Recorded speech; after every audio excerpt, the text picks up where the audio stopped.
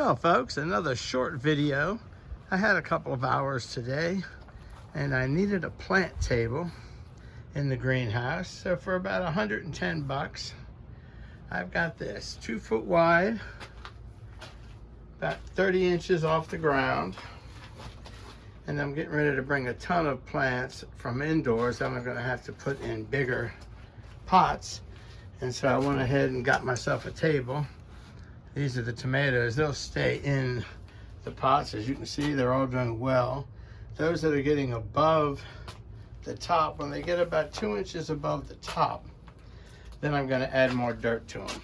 But this is going to be good. These are a bunch of zucchini and squash that I planted too early, but they seem to keep going, so I'm going to let them go. I put 3 of them down here in the pot, and they're making it. So anyway, just wanted to give a little quick update on what's happening in the garden. There's going to be a lot more going on as we move into the season. I've got 2 apple trees arriving tomorrow. Lots of stuff happening. Talk to you soon.